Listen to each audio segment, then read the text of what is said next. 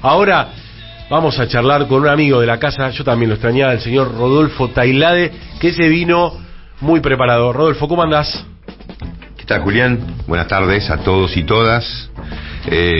Sí, preparé algo para hoy, una columna del lunes. En lo que me tiraste me pareció un dato genial. Es interesante. Porque es una consecuencia práctica, está bien si digo así, práctica del viaje a Lago Escondido. Sí, una de las primeras consecuencias jurídicas o procesales propiamente dicha que trae como consecuencia el Lago Escondido, y también es una novedad, esto que voy a contar ahora, esta noticia judicial es una novedad por cuanto es una suerte se le plantaron a Clarín, diría yo, ¿no? Por primera vez en tantos años, desde la justicia, avanzaron en una resolución que perjudica. Sí, diría que molesta. Tienen que trabajar un poquito más. Sí, habían planificado una maniobra como todas las de Clarín, artera.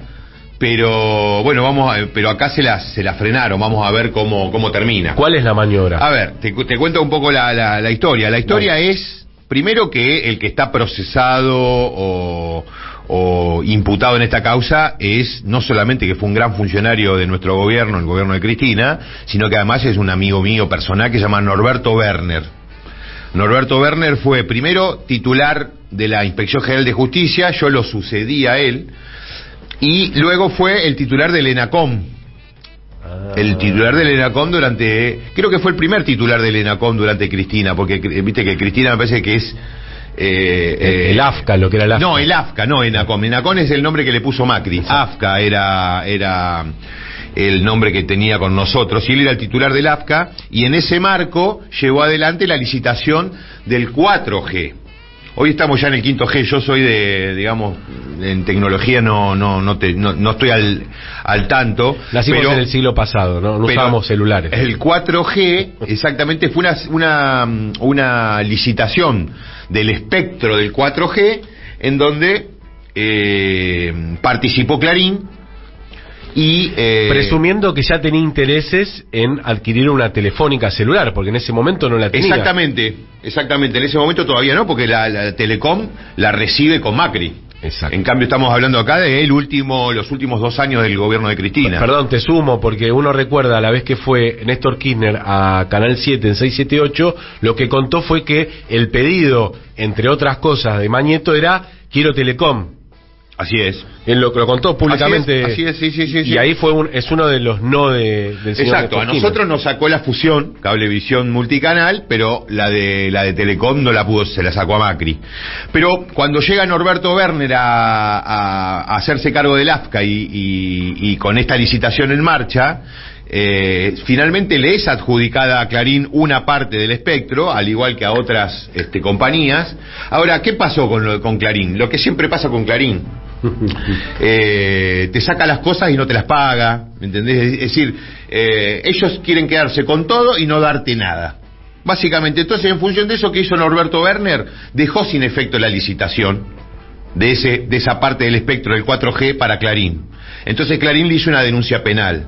Fue a Comodoro Pi, obviamente que encontró campo orégano en toda esa mafia que hay ahí, y empezó a avanzar una causa que claramente era una decisión política no judiciable como estas. Porque además eso implicaba que iban a volver a lanzar otra licitación en la cual podía presentarse Clarín, entre otras cosas. Pero no me interesa ir al fondo de la cuestión, porque Norberto Werner está muy bien defendido en la causa. Me interesa esta situación, digamos, periférica que sucede alrededor de esta causa. Bueno, la cosa es que le hacen la denuncia a Norberto Werner, la denuncia avanza, obviamente, con Clarín como querellante. Bueno, ahí ya tenés una pauta de el interés que tenía esta causa para Clarín. Está bien, porque Clarín consideraba que no lo tendría que haber perjudicado este funcionario. Podemos suponer, ese es su interés. Claro, el interés es, me dejaste sin efecto la licitación que yo había ganado de manera injustificada. Es solamente porque sos kirchnerista y porque y no me querés, esto es abuso de poder, le metió la denuncia penal caminaba. Bueno, pero como la justicia es imparcial en la Argentina, digamos, no había ¿qué problema puede haber, digamos? Norberto Werner estaba todas las garantías. Claro, absolutamente tranquilo. Hasta que él tocó Comodoro Pi, la tranquilidad fue a parar al demonio, y Comodoro Pi empezó a avanzar, obviamente con todas las características de esto. Un juez un día dijo no, esto no es, la Cámara dijo que sí. Bueno, la cosa que, ¿cómo termina llamativamente después de varios años? Porque estamos hablando ya de casi 8 años, digamos. Bueno, ¿cómo puede terminar una causa que tiene se lo acusa por un delito que tiene hasta 2 años de prisión, como es el incumplimiento de los deberes funcionarios públicos o el abuso de poder o de autoridad, y ya pasaron 8 años? Bueno, la prescripción, llamativamente Comodoro Pi, la Cámara Federal de Comodoro Pi declara la prescripción de la acción, es decir, que por el paso del tiempo no se lo puede perseguir en este caso al imputado, a Werner. Pero que el imputado también quiere que le digan que es inocente. Sí, no bueno, pero en este caso la verdad, yo creo que lo que definió fundamentalmente la defensa, y entre él entre la defensa y Werner, es terminémosla acá, porque si vamos a ir a buscar una sentencia que vaya al fondo, no la vamos a conseguir nunca, y andás a ver cuántos años pueden pasar. Entonces, aprovechando que la Cámara dice, no, esto está prescrito por el paso del tiempo y qué sé yo,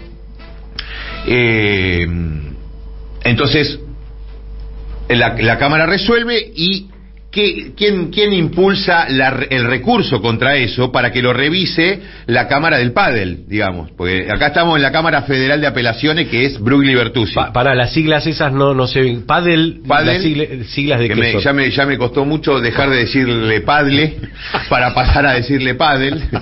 Entonces, claro, Mariano Borinsky, Hornos, claro, todo el club de fútbol. Y el muchacho del que voy a hablar ahora, que es Carlos Maíquez, uno de los huemules, digamos, uno de los que viajó al Lago Escondido. El hombre grande, digamos, porque también viajó su hijo. El hijo, que está vinculado. El hijo del fiscal general de la Ciudad de Buenos Aires. Carlos Maíquez, el papá, es uno de los jueces de la Cámara de Casación Federal. Que fueron los que viajaron en el viaje al Lago Escondido, los huemules, que después trascendió a partir del chat de Marcelo de Alessandro. Así es. ¿Y él qué pito toca en esta causa? Esto estamos hablando de una resolución de la Cámara que declara la prescripción del año pasado.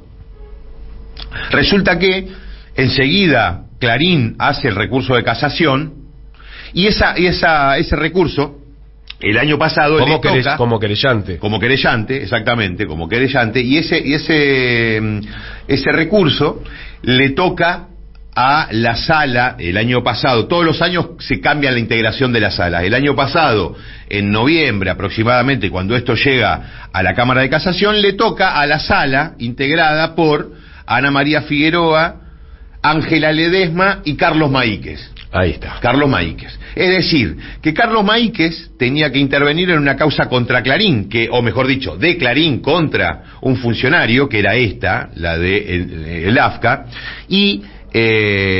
pero al mismo tiempo estaba involucrado en el viaje a Lago Escondido, pagado por Clarín. En realidad, la querella en esta causa es de Cablevisión, no es de Clarín, el diario. Pero es parte del holding. Ese está controlada, obviamente, por Clarín. Entonces, ¿qué hizo este sinvergüenza de Carlos Maíquez? Cuando le toca, se sortea eso. Él no se aparta. Él no se aparta. De hecho, rechaza la recusación. Rechaza una recusación diciendo que tenía que ser rechazada de manera inmediata, sin ningún tratamiento, porque es meramente conjetural. Meramente conjetural le decía a que ya se había iniciado una investigación penal por las dádivas, que todavía obviamente no se ha llegado a ninguna definición, y que entonces Maíquez decía, esa causa va a tener un trámite, pero todavía no se sabe qué es, y ellos ya están adelantando que ese trámite va a decir que yo estaba vinculado con Clarín, pero es mentira, porque hasta ahora no hay ninguna relación, ninguna definición procesal o institucional de que yo esté vinculado a Clarín, y por lo tanto esto es cualquier cosa, y lo rechazo, y pido a mis colegas, o sea, a las dos juezas que compartían con él la sala, que también la rechacen.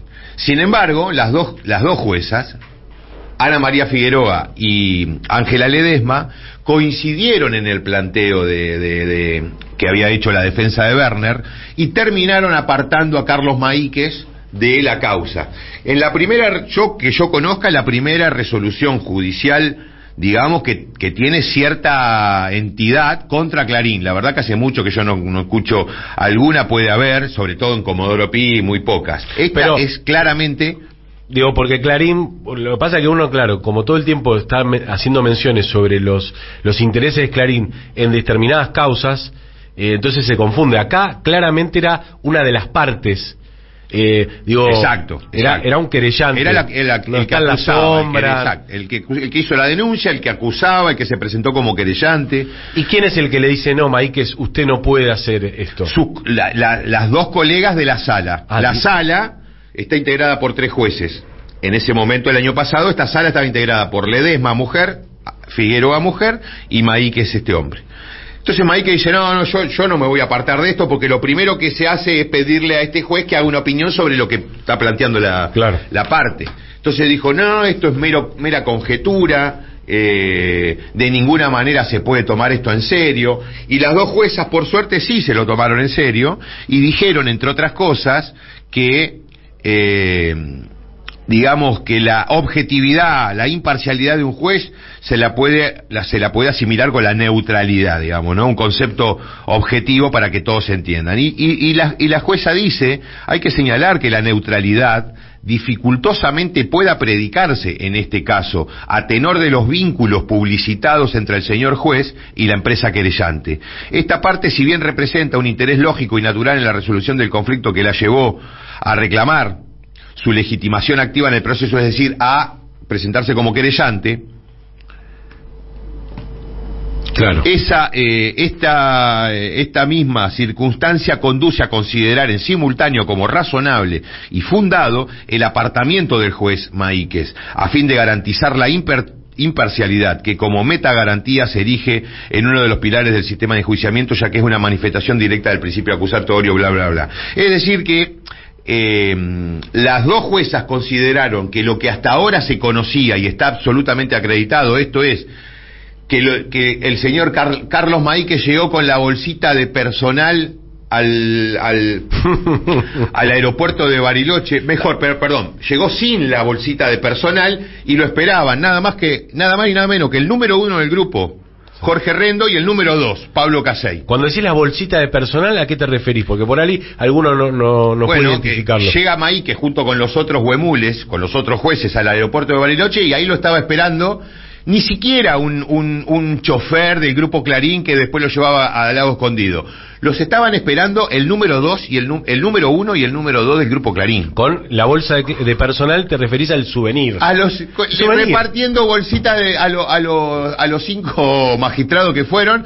Que después todos salieron claro, en las cámaras de la filmación del aeropuerto, todos con la bolsita de personal. Y bueno, por lo que habrán pagado de ese viaje, te tenés que ir con por ahí un souvenir. Personal, digamos, es mi bolsita, no, es personal. La marca pero personal. No, era todo, justo daba la casualidad que todos tenían la misma bolsita. Ahora, ¿cómo queda esto? Porque vos decís las juezas le piden a su par que se acorra. Va a tener que resolver. Pero la Cámara del Pádel va a resolver. No, en principio tienen que resolver esas dos mujeres. Si esas dos mujeres no se ponen de acuerdo sobre el fondo que tiene que ver con la prescripción. Si ellas dos votan juntas, el voto de. Ya está, no hace falta convocar a un tercero. Está bien. En cambio, si ellas votan por diferentes, una dice no está prescripta y la otra dice que sí, tienen que convocar a un tercero, donde puede aparecer cualquiera de estos, digamos, claro, ¿no? Pero lo más importante es que por primera vez se reconoce lo de Huemul, lo de Lago Escondido, como una cuestión absolutamente importante, trascendente a la hora de valorar estas cosas. Así que ojalá que esto sea el puntapié inicial de un montón de denuncias en donde aparezca este criterio de los jueces sosteniendo que lo de Lago Escondido ya está aprobado. Piedra libre para todos los huemules que se esconden. Este es simplemente la punta de un iceberg que, como bien dice Rodo, va